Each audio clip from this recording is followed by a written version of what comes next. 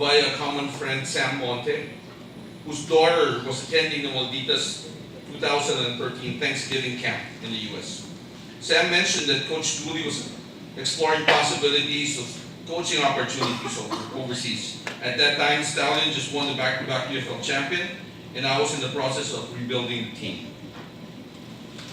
A few days after that, Coach Dooley and I spoke on the phone about the possibility of coaching my club. Honestly, I was very hesitant at that time because I felt that he was overqualified, with all his accolades and achievements to coach a semi-professional team. During that time, what was happening was former coach Michael Weiss was up for contract renegotiations, but we were not supposed to tell anybody yet when I was talking to Coach Dooley because it was not final at that time.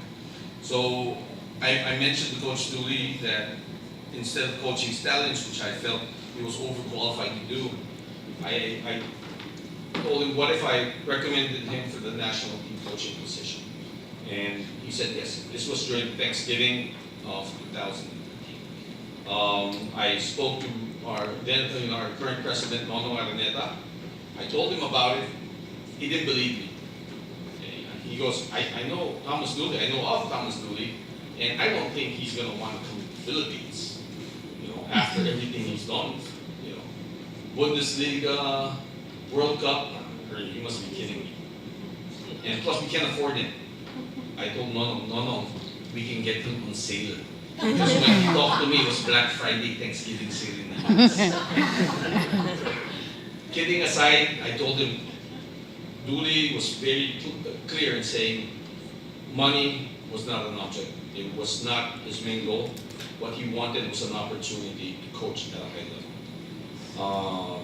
So I told Nono, and he said, well, if you can convince him, to take this amount during the first year of his contract, I'm sold. So I went back to Coach Dooley and I told him about it. And he said, without any hesitation, yeah, sure, I'll take the job. When do I start? We have to go through our process first and everything.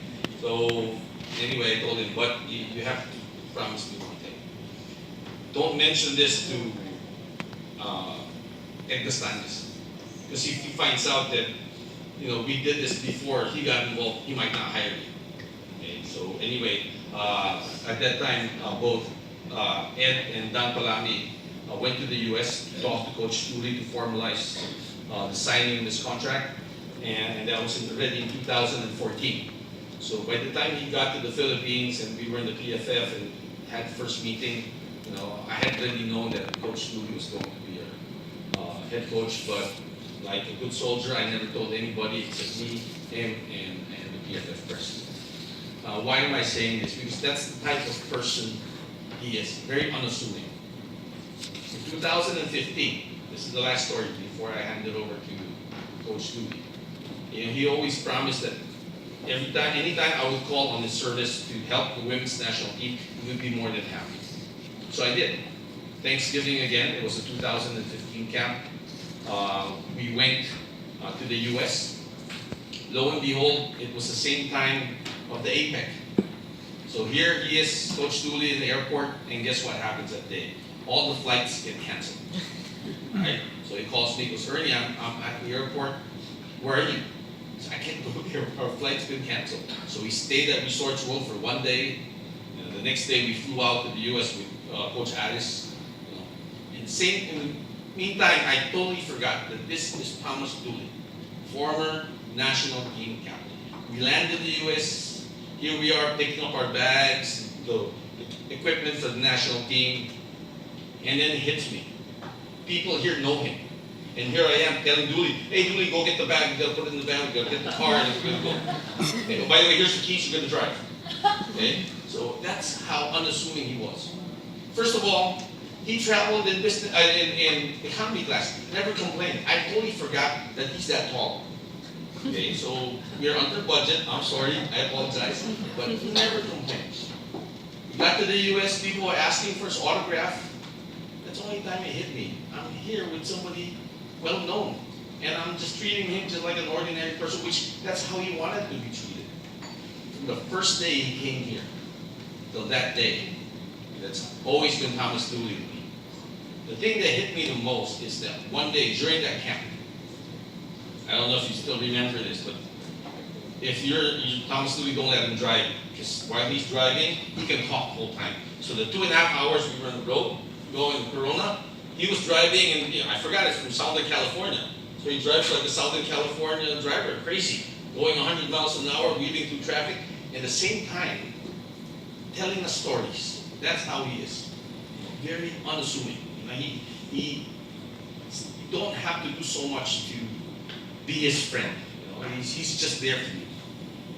The part that really, to me, I will never forget is when during camp, he goes, it's too cold here in California, I want to go home. But he's from California. What he meant is that he wants to go back home to the Philippines. Okay? From the day he came here, he told me, I don't want to go back to the USA. I want to live here. That was 2014. And now it's 2018. And here we are, it's up for contract renewal. And I read all these things about wanting to hire a coach that will bring us to the next level. Well, wait a minute. Bundesliga, UEFA Cup champion, national team player, played in the World Cup. I don't think Messi is available, or Cristiano Ronaldo. I think the next best thing that we can have right now is Coach Thomas Dooley. He's there for this team. During that time, what has happened in the Astros? We've gone from one accomplishment to another accomplishment, finally a historical accomplishment. And here he is, in the middle of his contract negotiations with us, and he will talk about anything is possible. His experiences, his virtues, and he will share all these things with us. We're not even considering, am I going to see this people in the next few weeks or what? He is still concerned about betterment of Philippine football. That's the kind of person he is. So I'm just honored and privileged to know him, and honored and privileged to introduce him to everybody. So a lot of these things, I'm happy I was able to share with you. A lot of people didn't know. Okay, so what have you learned about Thomas Dooley today? 1, don't let him drive. He's a crazy driver. 2, he can talk a lot. If that was a 6-hour drive, I promise you, he would have talked for the next 6 hours. And the third thing is he considers himself a Filipino. He loves the Philippines. So without any further ado, head coach Ascos and my friend, Coach Thomas Dooley.